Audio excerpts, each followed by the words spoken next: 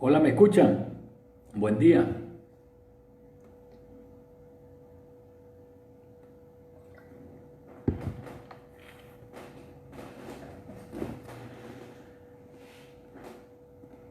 ¿Me escuchan?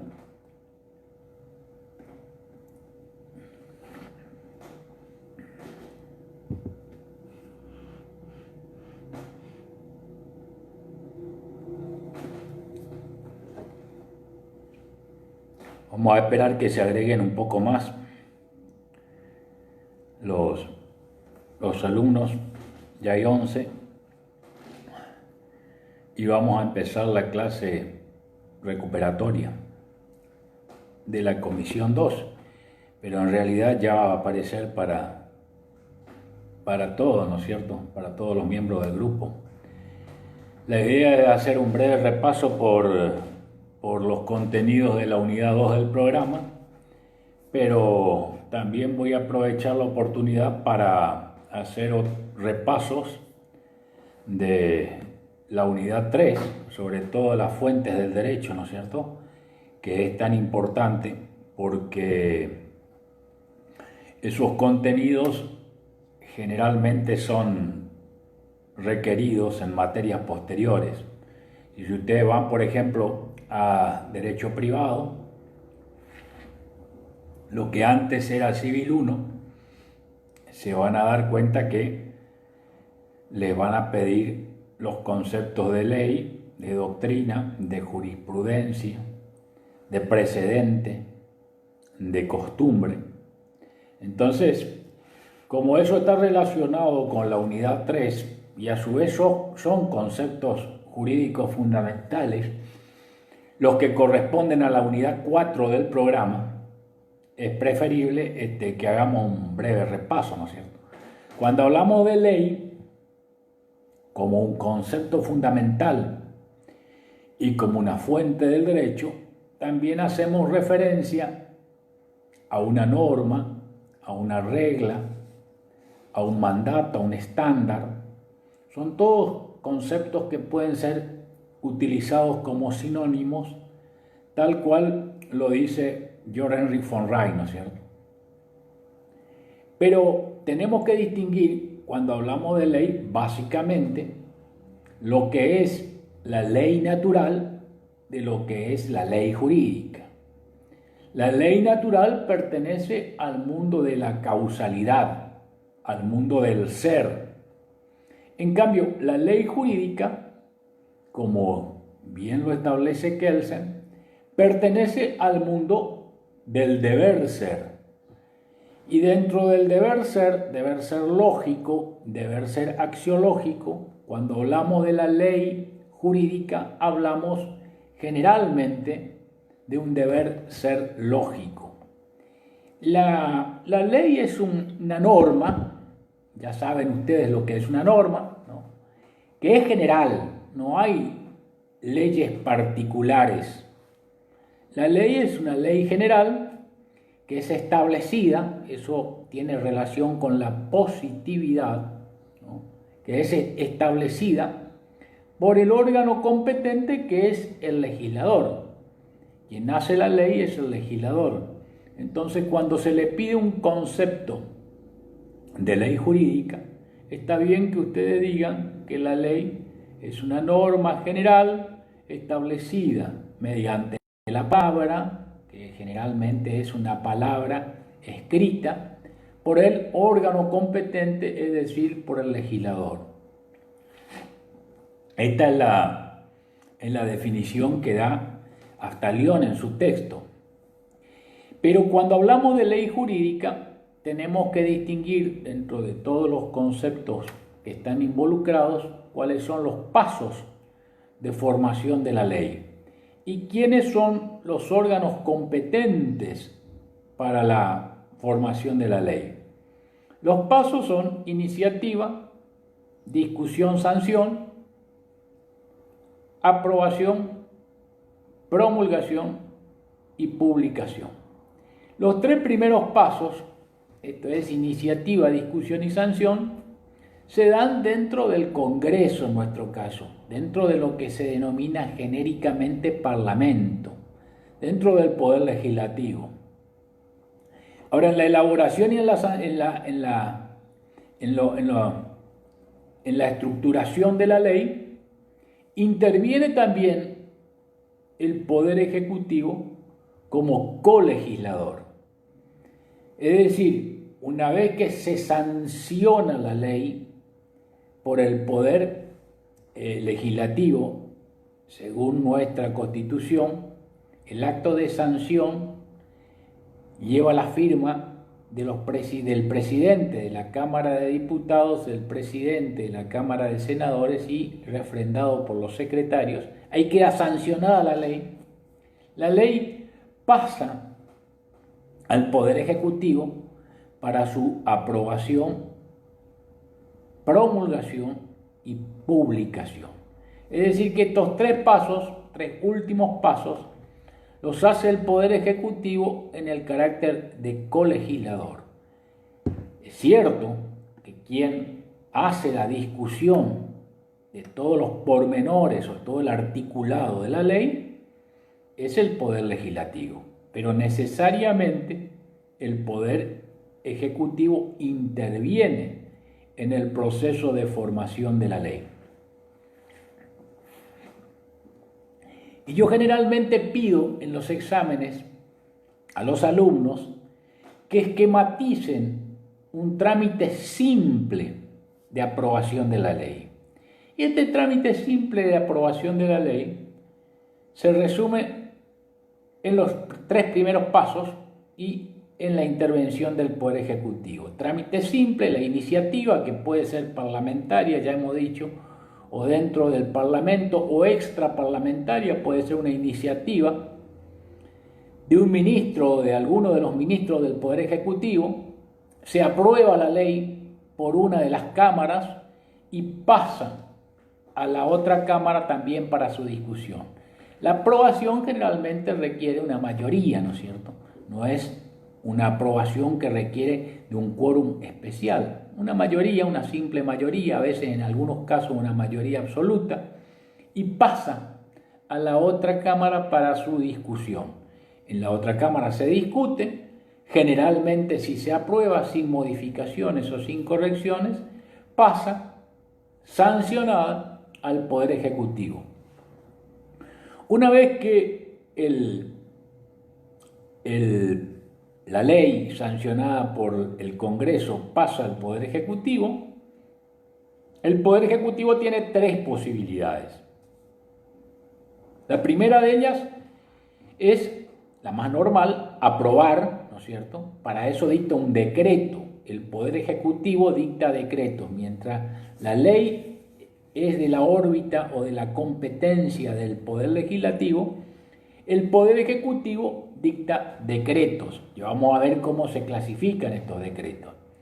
Entonces dicta un decreto por el cual aprueba o da su consentimiento a la ley sancionada por el Congreso y ordena su promulgación y su publicación.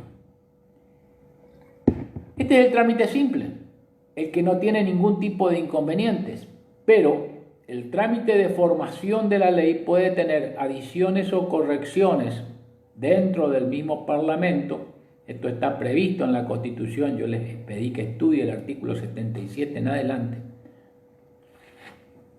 Tienen que leer la Constitución. Y generalmente en el trámite de aprobación de la ley, en el trámite de sanción de la ley, no hay ninguna corrección, ninguna modificación, aunque sí pueden haber deliberaciones, ¿no es cierto?, dentro de cada uno de los cuerpos, tanto del Congreso, tanto del diputado como de senadores.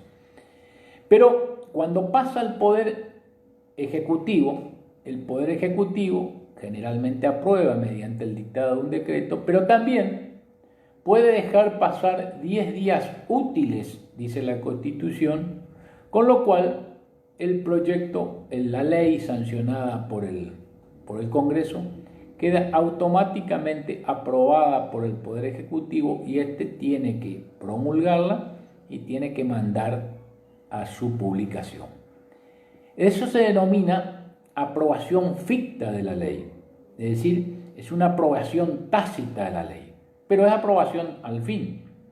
Y también lo que puede hacer el Poder Ejecutivo, que a veces lo hace, es vetar la ley. Es decir, el veto es un acto que se hace por decreto del Poder Ejecutivo, por el cual el Poder Ejecutivo rechaza alguno de los términos de la ley sancionada por el Congreso, o bien totalmente todos los artículos o todos los términos de la ley sancionada por el Congreso. Con lo cual, la ley vuelve nuevamente al Poder Legislativo para que nuevamente vuelva a tratarla.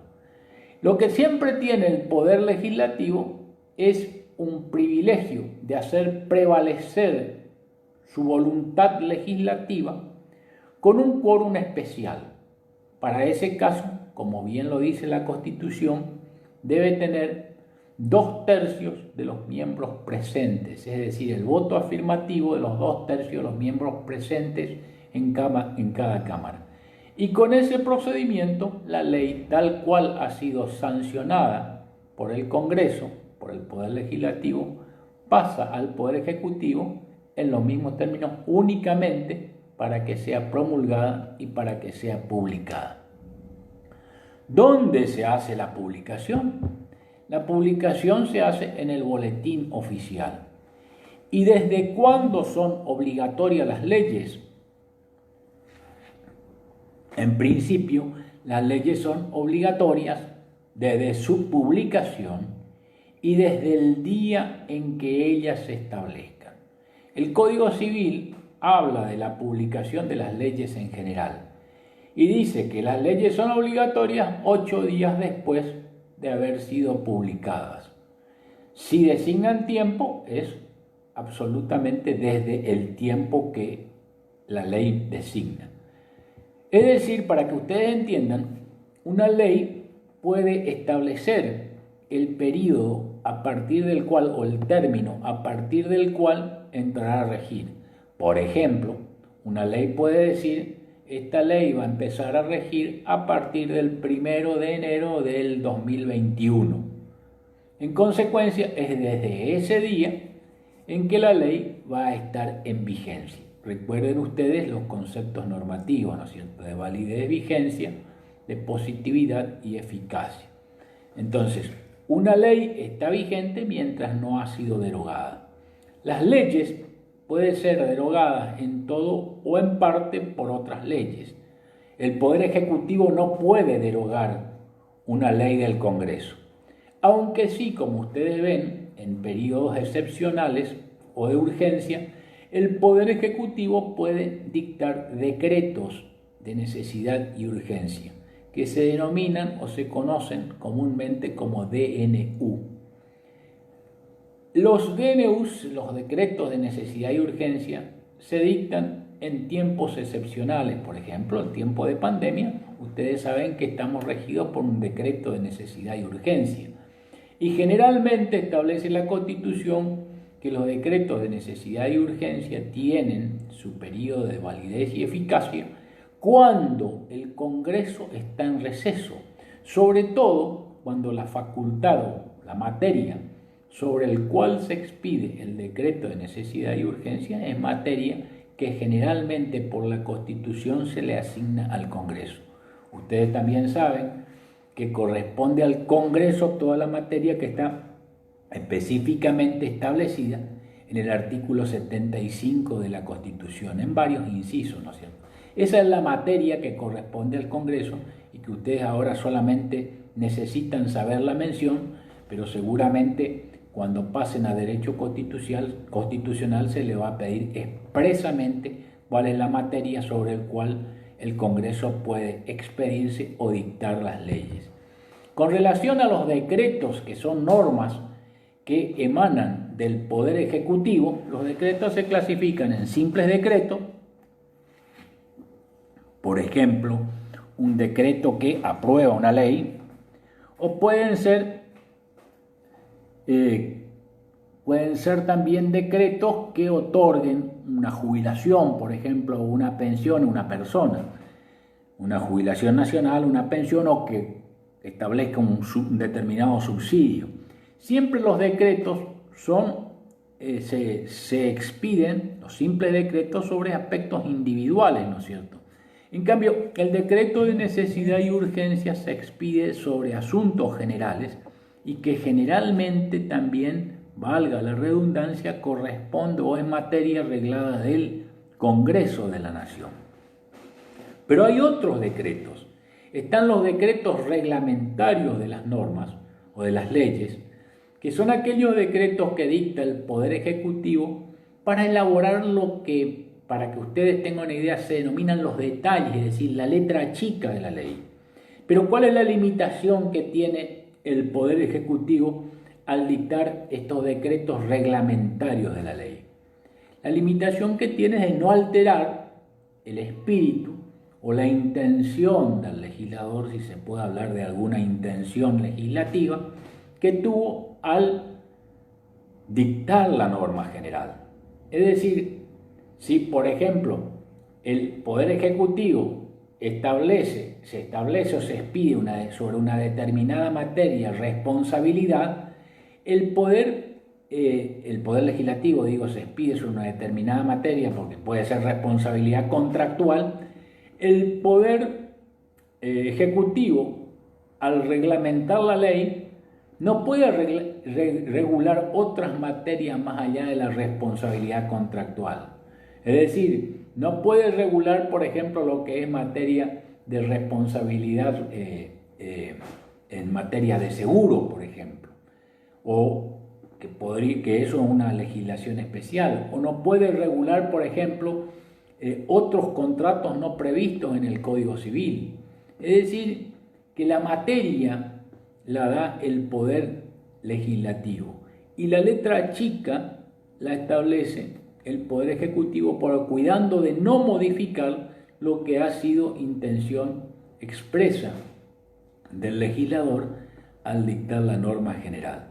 Entonces tenemos dentro de las facultades del Poder Ejecutivo los simples decretos, los decretos de necesidad y urgencia, los decretos reglamentarios de las leyes y también en algunas situaciones excepcionales, sea de facto, sea de jure, el Poder Ejecutivo puede dictar decretos leyes, que son decretos que tienen la forma de ley, que las realiza el Poder Ejecutivo en uso de facultades que son exclusivas del Poder Legislativo. Por ejemplo, en una intervención federal, una intervención que recaiga sobre los tres poderes de una provincia, el interventor generalmente, como no hay poder legislativo, ni poder judicial, ni solamente un poder ejecutivo, dicta decretos leyes. Esto es, normas generales cuya competencia originariamente pertenece al legislativo, pero que son dictadas por el ejecutivo. Por ejemplo, también en Corrientes hemos pasado durante todo este último periodo democrático, por dos intervenciones federales. Misiones no pasó por ninguna intervención federal, pero Corrientes tuvimos sí ese acto, esa intervención, tanto en el año 1992 como en el año 1999, si mal no recuerdo. Pero lo que les quiero significar es que el interventor federal, en ese caso, dictaba reglas generales, que eran decretos, bajo la forma de leyes, por ser precisamente generales.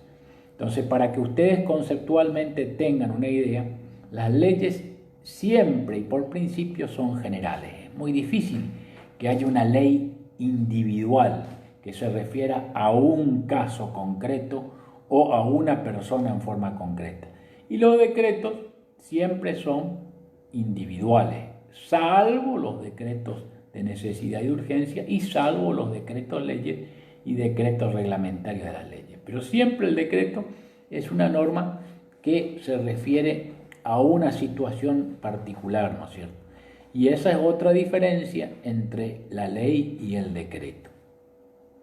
Fuera de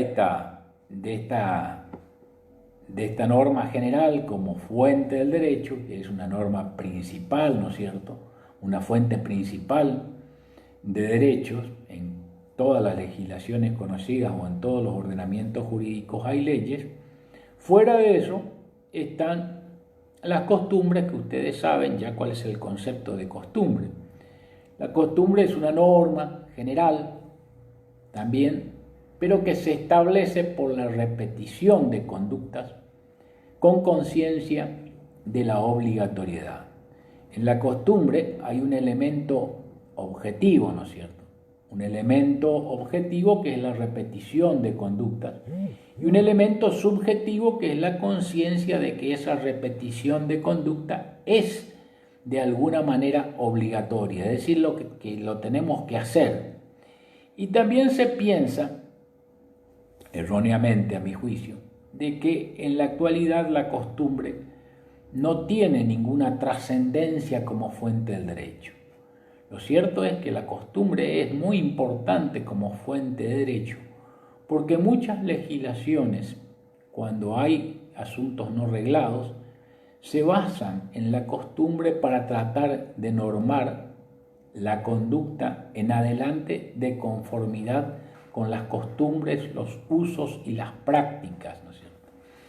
Las prácticas, los usos y las costumbres están mencionados en nuestro Código Civil, sobre todo en la Reforma, como fuente del derecho. En el primer artículo en los primeros artículos habla de los usos, la costumbre y la práctica como fuente del derecho. Y dice este articulado que los usos, las costumbres y las prácticas no pueden crear derechos, sino cuando las leyes se refieran a ellos o en situaciones no reguladas especialmente. Es decir, que le da un carácter de fuente subsidiaria. Y creo, esta es una opinión personal, que eso es un error, porque hay muchos ámbitos de la conducta de los pueblos y las sociedades que se rigen por costumbres. Algunas de esas costumbres hasta contrarían textos expresos de las normas vigentes, de manera que no hay que desmerecer el valor de la costumbre como fuente del derecho. Las costumbres entonces se clasifican de acuerdo a esa concepción o a este articulado en costumbres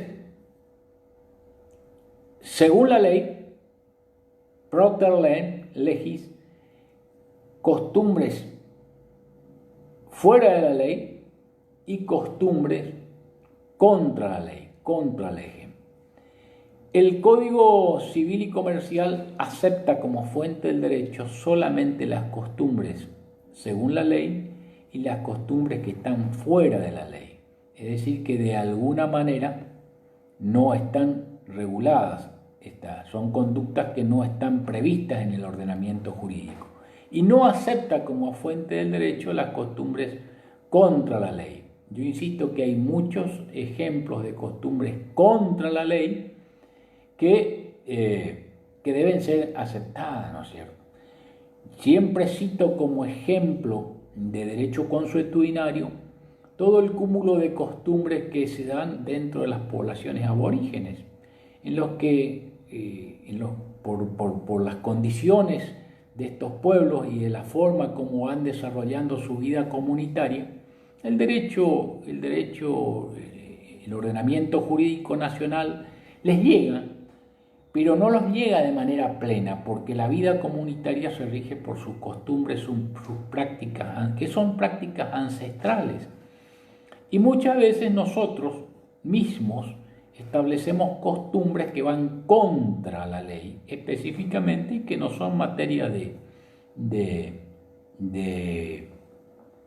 controversia, ¿no es cierto? Por ejemplo, muchos tenemos los vidrios de los autos polarizados y son costumbres con distintos argumentos, ¿no es cierto? Pero son costumbres o usos o prácticas que van contra la ley porque la ley no lo permite.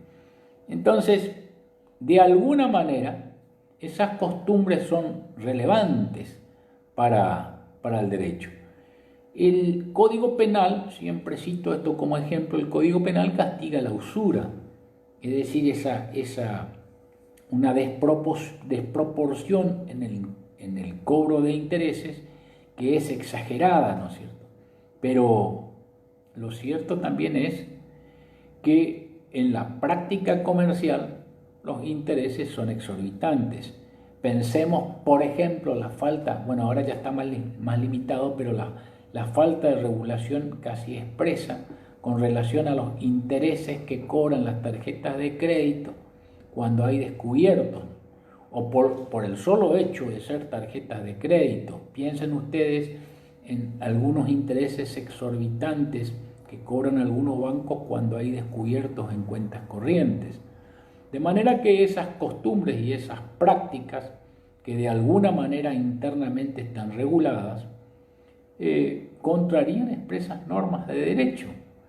Y no imaginemos algunas conductas que son también habituales y que van contra normas expresas que castigan, por ejemplo, las normas de estupefacientes, que castigan estas prácticas y que sin embargo son toleradas.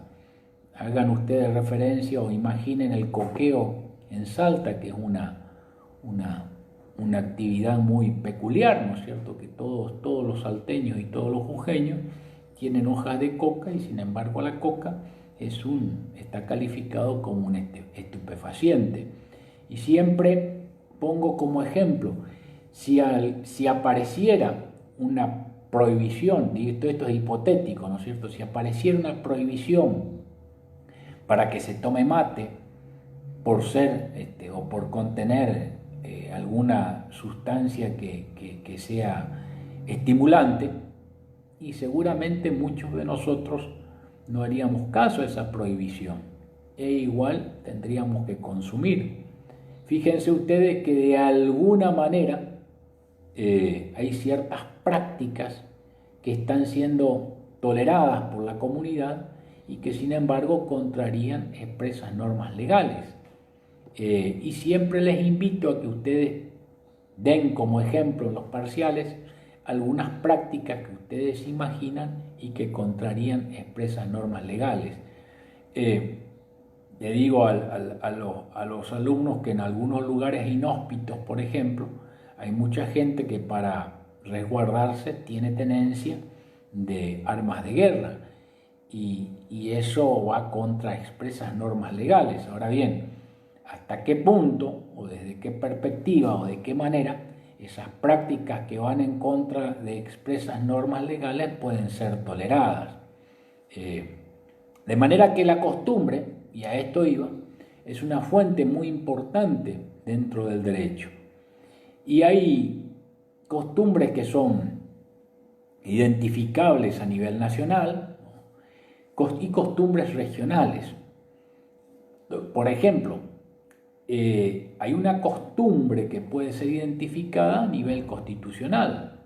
Durante muchísimos años había una costumbre contra el expreso texto constitucional que ordenaba el juicio por jurados. Y recién ahora, en algunas provincias, ni siquiera en la nación, está siendo instrumentado el juicio por jurado. Y digo yo que esto obedece a una costumbre que se arraigó generalmente en los países que constituían el virreinato del Río de la Plata, de no juzgar los casos por jurados, sino más bien hacerlo a través de instancias judiciales que eran instituidas por los mismos caudillos, ni hablar, por supuesto, en algunos casos en que la justicia era cometida por mano propia. Pero lo que digo es que no hay que menoscabar la importancia que tiene la costumbre como fuente del derecho. Hay una costumbre muy arraigada entre los comerciantes que expresa que el pago hecho dentro de los 30 días debe considerarse como pago de contado. Y fíjense cómo también esa costumbre no está regulada en el Código en el Código Civil y Comercial, a veces es dejada de lado por algunos comerciantes que al aparecer una pequeña mora en la cuenta o en el crédito ya aplican intereses punitorios exorbitantes. Entonces, para recapitular, las dos fuentes principales del derecho, que son conceptos jurídicos fundamentales, están representadas por la ley, definida como una norma general, establecida mediante la palabra por el legislador, y la costumbre, que es la repetición de conducta con conciencia de la obligatoriedad. Insisto que en la costumbre, al igual que la ley, hay una presión normativa, una presión social para que el contenido de la norma efectivamente se cumpla. Fuera de estas dos fuentes principalísimas del derecho se encuentran también, aunque en menor importancia, y en la actualidad menor importancia tendríamos que ponerla entre paréntesis porque realmente tiene importancia, la doctrina y la jurisprudencia. La jurisprudencia, la jurisdictio, el decir el derecho, en los países de habla inglesa o en los países generalmente conocidos como del common law, la jurisprudencia hacía referencia en una de sus acepciones a la ciencia del derecho. Pero nosotros entendemos la voz jurisprudencia como el sentido concordante de los fallos de los tribunales judiciales que interpretan y aplican las mismas leyes ante casos semejantes. Entonces, en los países del common law, insisto, la jurisprudencia se entendía como sinónimo de la ciencia del derecho. Nosotros, en los países continental romanistas o los países que hemos recibido esa tradición jurídica europea, entendemos a la jurisprudencia como el sentido concordante de los fallos de los tribunales que interpretan y aplican las mismas leyes ante casos semejantes. Yo siempre hago una distinción entre el precedente como fuente de derecho y la jurisprudencia, entendida como interpretación que hacen los jueces. ¿Por qué hago esta distinción? Porque muchas veces el Poder Judicial interpreta y aplica las leyes, interpreta y aplica las normas generales. Ahora bien, en esta tarea de interpretación y aplicación, cuando las leyes generalmente son nuevas o son noveles y no hubo necesidad, no hubo ningún caso que fue llevado a tribunales, ninguna controversia sobre la interpretación y la aplicación de la ley, entonces muchas veces se genera un precedente, es decir, es un fallo en un caso determinado que puede ser el inicio de una jurisprudencia. También muchas veces hay jurisprudencias que son encontradas, porque cuando las leyes son interpretadas y aplicadas por el Poder Judicial, o por los jueces en sentido amplio, o por los órganos primarios en la acepción de Hart, cuando interpretan y aplican las leyes, bien pueden haber jurisprudencias contradictorias, es decir, puede ser que un juez interprete y aplique la ley de una forma y otro juez el mismo que integra el mismo sistema normativo interprete de una forma distinta y hasta contraria. A ver si entendemos este tema. En nuestro país había antes en la vigencia del anterior código, un principio que se denominaba principio nominalista. Esto es, un peso vale siempre un peso. Ese era el principio. Sin embargo, En el año 1976, cuando se desató una inflación exorbitante en la Argentina, y antes, en el año 1974, había algunos tribunales que se negaban a indexar las deudas en virtud de la inflación, aún con la notoria pérdida del poder adquisitivo del dinero, valiéndose de ese artículo que prohibía de alguna manera la indexación. Entonces la Corte Suprema sentó un precedente haciendo aplicación del principio de la igualdad y de la proporcionalidad.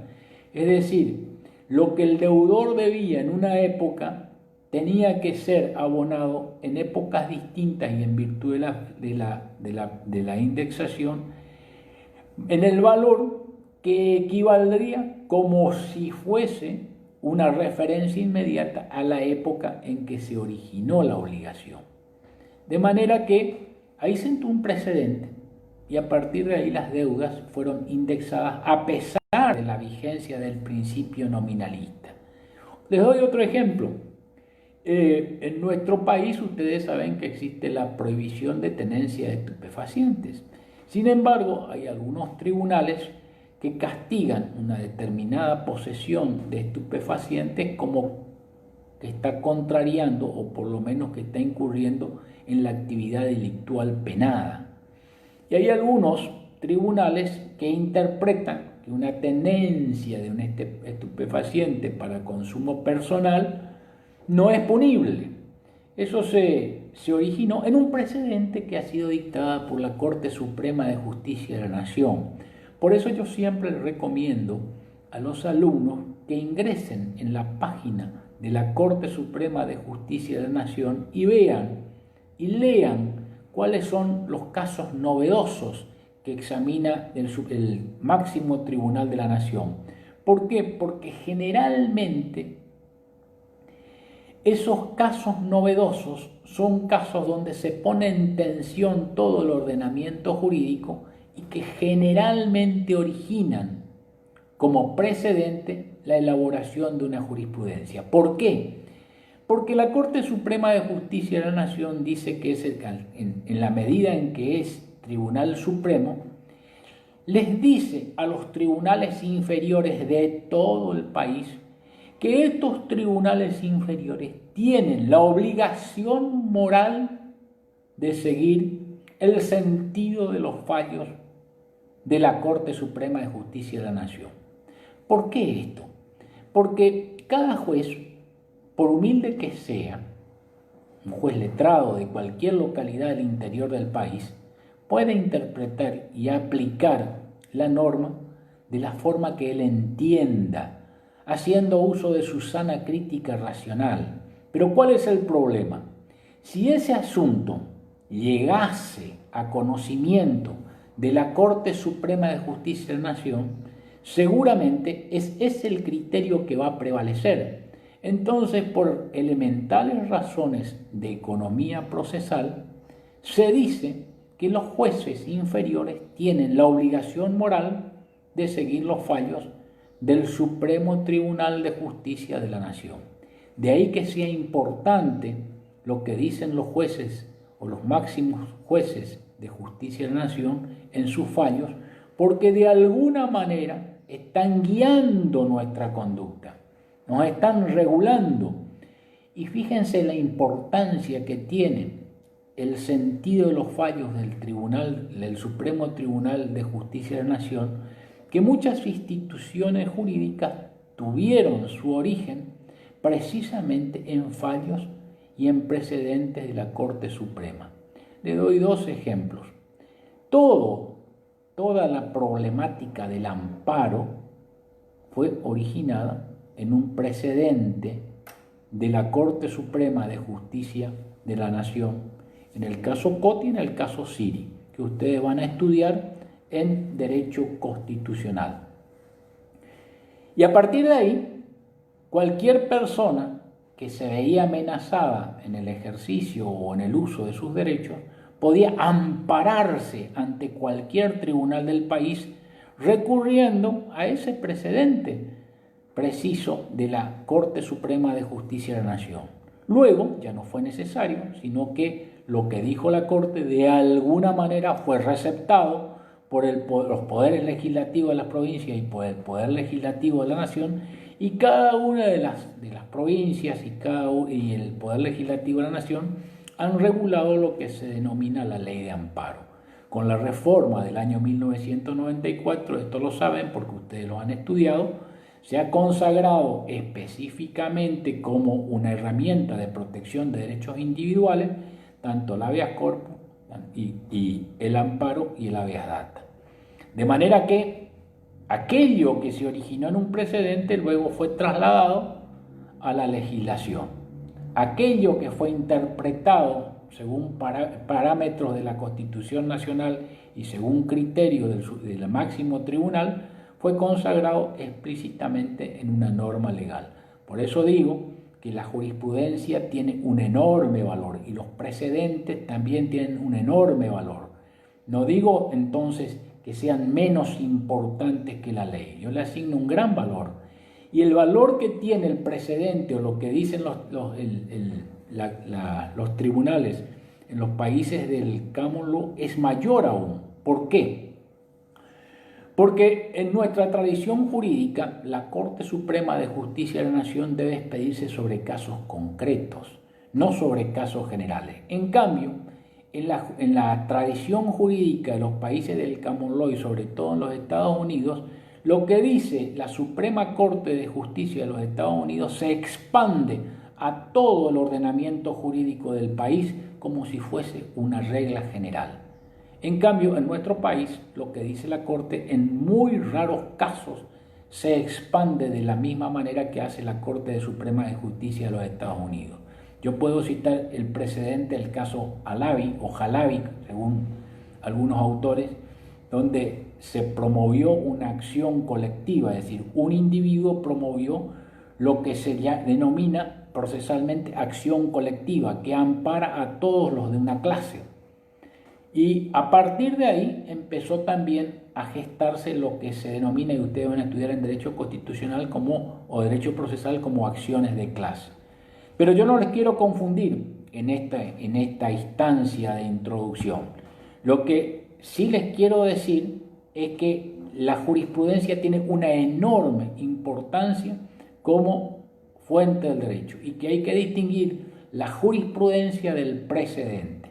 La jurisprudencia es el sentido concordante de fallos de tribunales y el precedente es un fallo sentado en un caso que puede servir de inicio a una jurisprudencia. El tema de los fallos plenarios como fuente del derecho es una cuestión que ha sido consagrada legislativamente, es decir, la fuente de los fallos plenarios es la ley. En algunas legislaciones provinciales y en la legislación nacional, sobre todo, se establece que el instrumento de los fallos plenarios, a ver si puedo explicar muy brevemente, cuando hay una norma que ha sido controvertida y generalmente los tribunales colegiados que se componen en sala tienen criterios divergentes, entonces a instancia del presidente del tribunal colegiado se reúnen todos los jueces para emitir su opinión y establecer mayoritariamente cuál es el sentido y la interpretación que van a dar a la norma. A partir de ahí, esa interpretación se hace obligatoria tanto para el mismo tribunal como para los tribunales inferiores que dependan de él. Esta cuestión, que aparece para el alumno de introducción un poco complicada, va a ser mejor comprendida cuando ustedes lleguen y sea examinado a derecho procesal, ¿no es cierto? Falta todavía. Pero para que ustedes tengan una idea, el tema de los fallos plenarios se entiende así. Y otra de las fuentes muy importantes es la opinión científica de los tratadistas. Esto es, de los comentadores o de los distintos jurisconsultos que emiten su opinión sobre regulaciones jurídicas, sobre normas, sobre leyes, sobre códigos. Hay a eso se denomina doctrina, ¿no es cierto? La doctrina entonces es la opinión científica de los tratadistas. Y aunque se piensa que la función de los tratadistas es la de describir el orden jurídico vigente, en realidad muchas veces la opinión de los tratadistas es de suma importancia, sobre todo por el peso intelectual que puede tener la inteligencia de quien emite la opinión. No es lo mismo, por ejemplo, la opinión de juristas de renombre que la opinión de un abogado. Es decir, por más que el abogado pueda ser inteligente y que tenga realmente una solución que sea plausible frente a una cuestión controvertida de un artículo o de una ley, pero generalmente se acude a la opinión científica de los tratadistas para dar mayor peso a un razonamiento, sea judicial o a un razonamiento de tipo jurídico. Muchas veces se piensa que la opinión del tratadista es una opinión que no tiene peso o no tiene importancia, pero les digo que en la práctica no es así. En los escritos judiciales, yo como abogado generalmente hago referencia a la doctrina, a la opinión de autores reconocidos. ¿Para qué? Para que el juez vea que lo que yo sostengo como postura de parte frente al tribunal en defensa de mi cliente es de alguna manera compartida por muchos autores que se dedican a comentar las normas jurídicas. Y hay autores que son especialistas en determinadas ramas. Eso aumenta el valor de la opinión. No es lo mismo que hable un abogado sobre un tema penal, por ejemplo, que hable un especialista en materia penal. Generalmente los autores, los tribunales y también la Corte Suprema de Justicia de la Nación, en algunos casos excepcionales, hacen referencia a la opinión científica de los tratadistas. De ahí entonces que no es que el tratadista solamente describe un orden jurídico, muchas veces prescribe. Muchas veces el tratadista o el autor de derecho prescribe y recomienda cómo debe interpretarse o cómo debe leerse el texto de la ley. De allí que sea muy importante la opinión de los tratadistas. A medida que ustedes van a ir avanzando en las materias, van a darse cuenta que hay tratadistas que son especialistas en determinadas ramas del derecho. Hay especialistas en derecho constitucional, hay especialistas en derecho público, provincial y municipal, hay especialistas en derecho privado, hay especialistas en derecho público, y esa opinión científica es relevante porque de alguna manera se hace hincapié en la especialidad. Muchos de los que comentan las normas son juristas que han hecho maestría, que han hecho doctorados, que han estudiado mucho los principios, y realmente la opinión de los tratadistas tiene muchísima importancia. La expresión doctrina se emplea en dos sentidos. Uno, como generalmente usamos nosotros y como nosotros a veces requerimos en respuesta a los alumnos, como la opinión científica de tratadistas, es decir, la opinión de los científicos del derecho, y otra como doctrina, es decir, como opinión concordante de un tribunal. En este sentido, por ejemplo, puedo hablar de la doctrina de la Corte Suprema de Justicia de la Nación, es decir, de la opinión que reiteradamente ha sostenido. En este sentido, no hay que confundir las dos expresiones, porque cuando hablo doctrina de la Suprema Corte de Justicia de la Nación, en realidad estoy haciendo referencia a la jurisprudencia concordante del máximo tribunal del país. Entonces, con esto más o menos tenemos estos conceptos jurídicos fundamentales desarrollados. Puede haber algunos detalles, por ejemplo, que haya omitido y que me haya olvidado, pero a los efectos del conocimiento de los alumnos de introducción al derecho, con esto ya es suficiente, ¿no es cierto? De ahí yo pido, además, que lean los artículos 77 en adelante de la Constitución para la formación de la ley, que lean el Código Civil, los primeros artículos, sobre todo para la relación que tiene la costumbre con la ley, la clasificación de las costumbres y el concepto de jurisprudencia distinguido del precedente y el concepto de doctrina, entendido como opinión científica de los tratadistas, de los autores de derecho.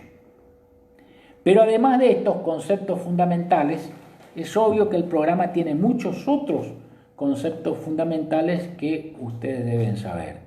Son los conceptos que están desplegados o que están requeridos en la unidad 4 del programa y que corresponden también con el capítulo 4 del libro de Nino y el capítulo 4 de la guía que yo he hecho especialmente para los estudiantes.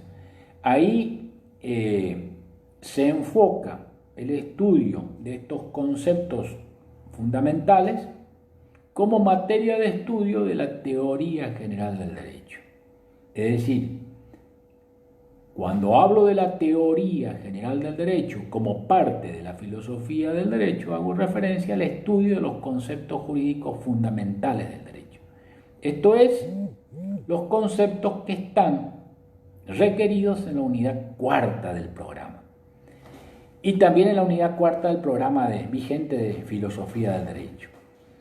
Es decir, que todos estos conceptos ustedes van a volver a ver, quizás con otra perspectiva y quizás con otras variantes, en filosofía del derecho, sobre todo en la cátedra B a la que yo pertenezco.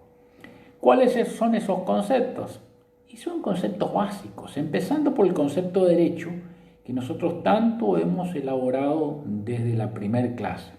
Los distintos conceptos de derecho que yo siempre digo comprometen a quien asume un determinado concepto, sea un naturalista, sea positivista, con todas las consecuencias que implica. Si yo soy positivista, obviamente voy a atenerme al texto de la ley para resolver los problemas, y si soy un naturalista voy a ampliar el texto de la ley y agregarle algunos conceptos valorativos de justicia, de moral, etcétera, etcétera, para de alguna manera interpretar y recomendar. Es decir, que el concepto de derecho, o los conceptos de derecho, como ustedes quieran, son relevantes para la teoría general del derecho.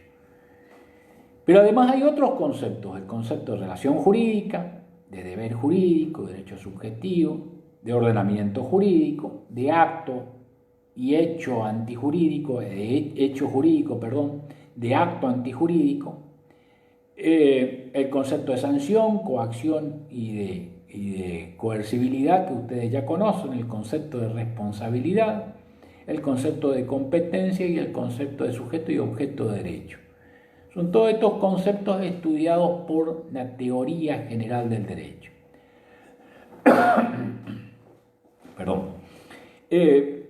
Y esta teoría general del derecho, que estudia los conceptos jurídicos fundamentales del derecho, no debe ser confundida con la teoría general del derecho como escuela de derecho. Son dos cosas distintas. Nosotros decimos que la teoría general del derecho forma parte de la filosofía del derecho. La teoría general del derecho es el corazón que une introducción al derecho con filosofía del derecho, dos materias de nuestra carrera. Pero hay distinguidos autores con mucho peso intelectual que sostienen que la teoría general del derecho es una materia aparte, que tiene sus principios, tiene su método y debe ser estudiada aparte. En la Facultad de Derecho de Buenos Aires existe la teoría general del derecho como materia independiente. Nosotros no tenemos. Es el corazón, insisto, que une a la introducción al derecho con la filosofía del derecho. Hablamos entonces de una teoría general del derecho como parte de la filosofía y la introducción al derecho, que se encarga del estudio de los conceptos jurídicos fundamentales. En cambio, la escuela de teoría general del derecho, de teoría analítica o teoría pura del derecho, se desarrolló básicamente en los países europeos a mediados del siglo pasado, poco antes quizás, con los estudios de Merkel en Alemania, Picard, de Rogin, de Del Vecchio en Italia y obviamente de Hans Kelsen. Hans Kelsen fue el impulsor de esta escuela, que hasta el día de hoy tiene sus miembros, es decir, los autores que defienden esta postura, y que es una postura lógica y positivista, netamente positivista.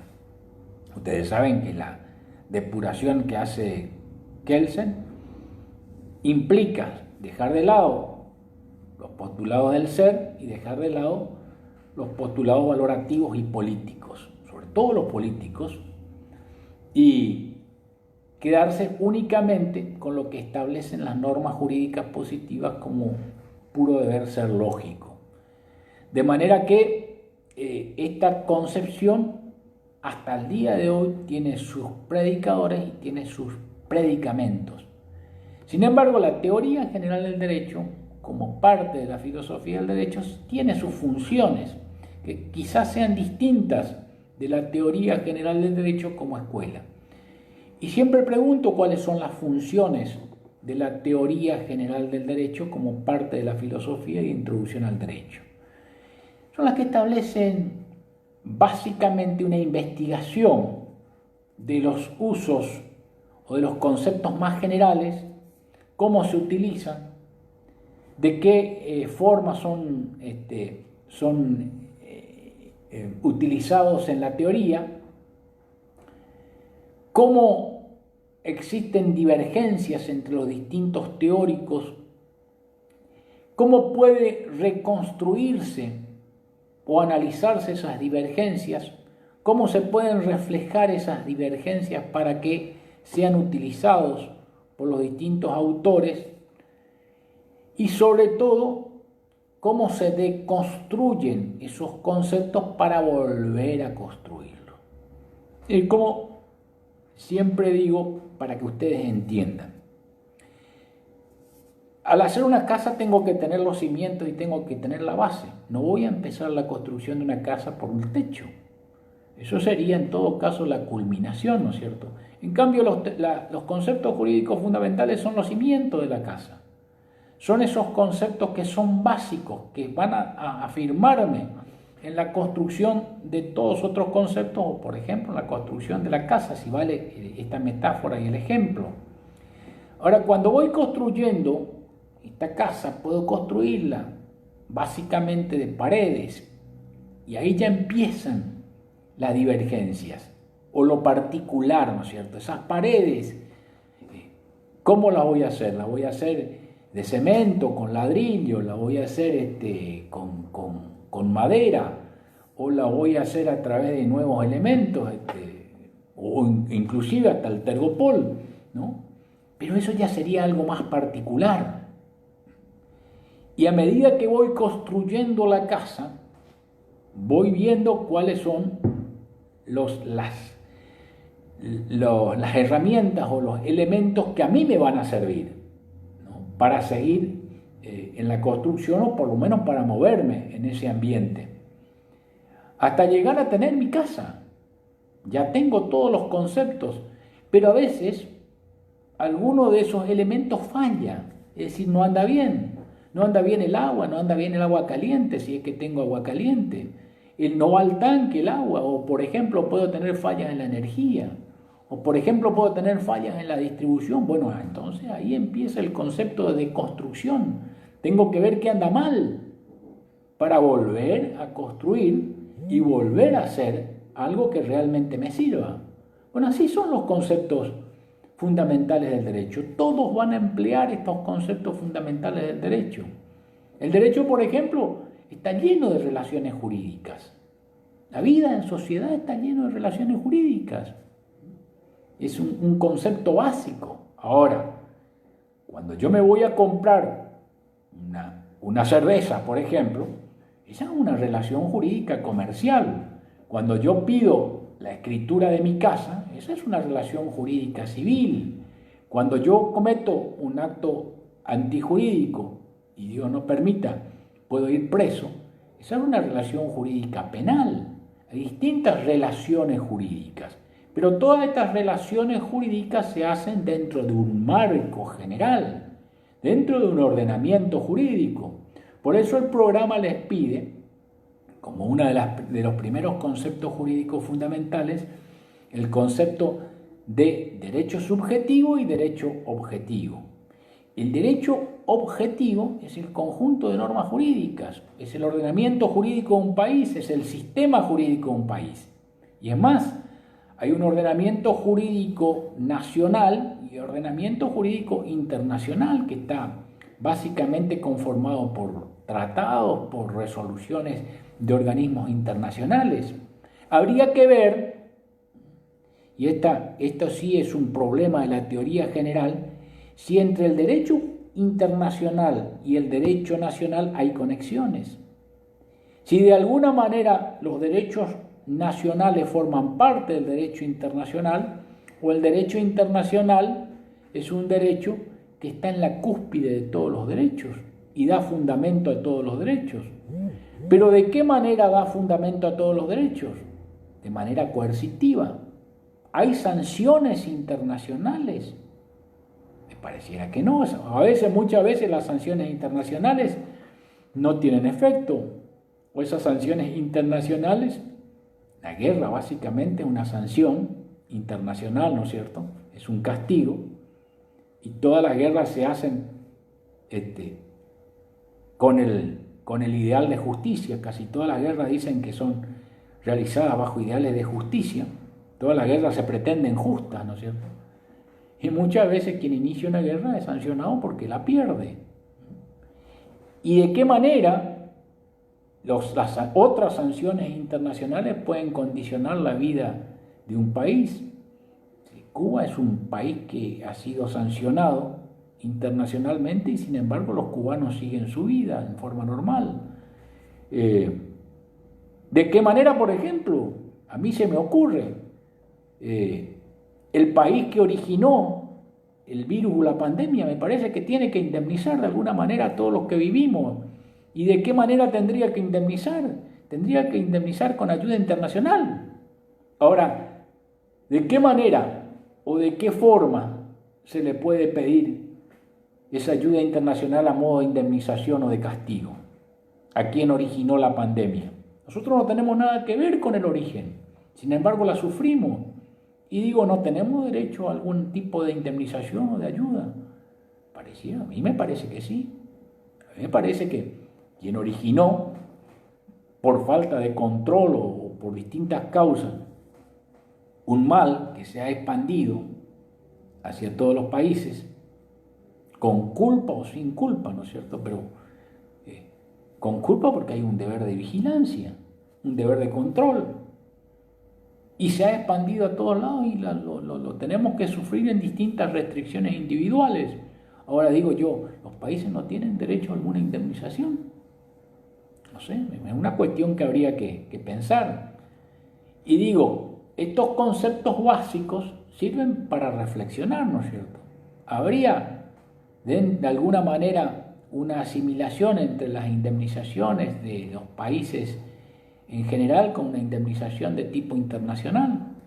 No sé, la verdad es que habría que tratar de por lo menos de pensar. Hay un intelectual en los Estados Unidos que dice que hay que elaborar un protocolo, tanto se habla de esta expresión, un protocolo común entre todos los países para tratar de alguna manera de recuperar todo lo que se ha perdido a través de la pandemia. Sería una especie de ayuda internacional, pero a los países que no quieren adherirse a esta ayuda, ¿de qué manera se me ocurre puede hacérsele cumplir? Entonces, el concepto de derecho, o los conceptos de derecho, pareciera que son varios, ¿no? Y pareciera que no es lo mismo, o por lo menos no se utiliza el mismo concepto en materia internacional que en materia nacional. En materia nacional hay un uso mucho más efectivo y más centralizado de la coacción. En materia internacional la coacción sí realmente está difusa, ¿no es cierto? Y ahí en materia internacional el que tiene el poder generalmente impone sus condiciones. Y eso lo vemos casi diríamos en la práctica con el poder de veto que tienen las naciones más desarrolladas en las resoluciones de la Organización de las Naciones Unidas. Entonces, ¿cuál es el concepto de derecho que vamos a utilizar? ¿Cuál es el concepto de derecho que va a regimentar de alguna manera la fuerza? ¿Hablamos de un solo concepto de derecho o de varios conceptos de derecho? O sea que el concepto de derecho es un concepto fundamental, porque la adopción, insisto, de un concepto de derecho nos condiciona en el uso de todas las consecuencias que implica la adopción de ese concepto general. Para eso sirve el concepto general. Entonces, si hablo de un concepto general de vigencia de un orden jurídico, hay algunas cuestiones que escapan a esa normalidad de vigencia del orden jurídico, que son las cuestiones excepcionales y que permiten a su vez la adopción de medidas excepcionales. Todo eso está contemplado dentro del concepto de derecho objetivo y la relación con el derecho subjetivo. Ahora, este derecho subjetivo es independiente del derecho objetivo. ¿Podemos hablar de un derecho subjetivo desligado del derecho objetivo? Esto pareciera que fue sostenido por algunos autores hace no mucho tiempo, en el siglo pasado, y dijeron que el derecho subjetivo tiene una sustantividad propia diferente al derecho objetivo. Es decir, que son dos cosas distintas y definen o definieron al derecho subjetivo como una voluntad de obrar. Derecho objetivo a la voluntad de obrar. El derecho subjetivo es un fragmento de esa voluntad de obrar que se hace concreta y existente en la persona privada. Es decir, que tengo derecho en la medida en que tengo voluntad. Eso dijo Vinci. Ahora, como es plausible y es evidente que casi todas las legislaciones conceden derecho a las personas sin voluntad, también es evidente que este concepto de derecho subjetivo no es operativo, por lo menos debe ser descartado. Las personas que no tienen voluntad, las personas por nacer, por ejemplo, no tienen voluntad pero tienen derecho. Entonces este solo ejemplo descarta el concepto de Vinci de que el derecho subjetivo es un poder o señorío de la voluntad. Hay que expresar la voluntad para tener derecho. Esto no es así. Muchas veces no puedo expresar la voluntad o mi voluntad jurídicamente relevante y tengo derecho. Si hay muchas personas que están inhabilitadas, que son incapaces, no tienen una voluntad relevante para el derecho y sin embargo tienen derecho. Entonces hay otros autores como Heering, por ejemplo, que dijeron que el derecho subjetivo son intereses jurídicamente protegidos. Y ahí también me parece, como dicen muchos autores, que esta concepción es errática, porque puedo tener interés y no tener derecho, y puedo tener derecho y no tener interés. Yo, por ejemplo, tengo mucho interés en tener alguna Ferrari, un Ford, un Porsche, algunos campos, pero en realidad no pasa de mi interés. No tengo. Esa es la realidad. Y también puedo tener derecho, por ejemplo, puedo tener derecho sobre este libro, derecho subjetivo, y viene una persona, me lo pide prestado, no me devuelve, y puedo no tener interés en recuperar. De manera que se pueden dar casos de que exista jurídicamente interés sin derecho y derecho sin interés.